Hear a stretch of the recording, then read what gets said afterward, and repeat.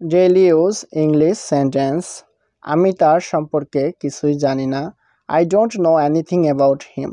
I don't know anything about him অর্থ আমি তার সম্পর্কে কিছুই জানি না। তোমার কি এটা মনে আছে? Do you remember it? Do you remember it অর্থ তোমার কি এটা মনে আছে? আমাকে ভাবতে দাও। Let me think. Let me think অর্থ আমাকে ভাবতে দাও। আমার এখন যেতে হবে। I have to go now. I have to go now অর্থ আমার এখন যেতে হবে। আমার এটা করতেই হবে। I have to do it. I have to do it অর্থ আমার এটা করতেই হবে। তুমি আমাকে সাহায্য করবে কি না? Will you help me or not?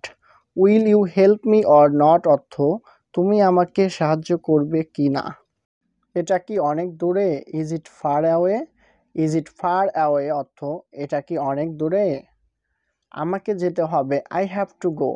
I have to গো অর্থ আমাকে যেতে হবে। আমি তাকে বলেছি। I told him. I told him অর্থ আমি তাকে বলেছি। আমাকে ক্ষমা করো। Pardon me. পার্ডন মি অর্থ আমাকে ক্ষমা করো। আমাকে সাহায্য করো। Help me. হেল্প মি অর্থ আমাকে সাহায্য করো। আমি বই পড়িতেছি।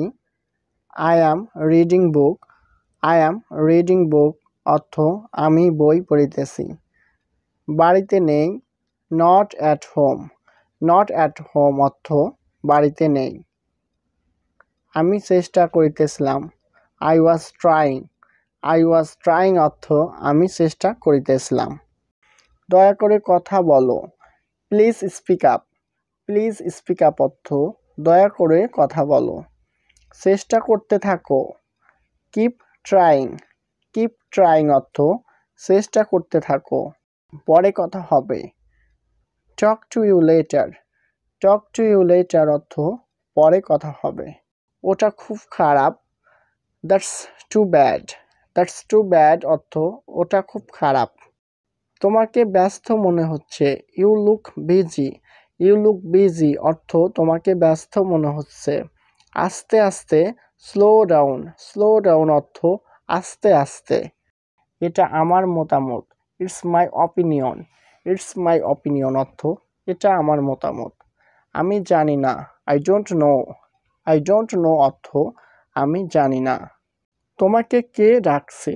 হু is calling you? Who is calling you অর্থ তোমাকে কে ডাকছে?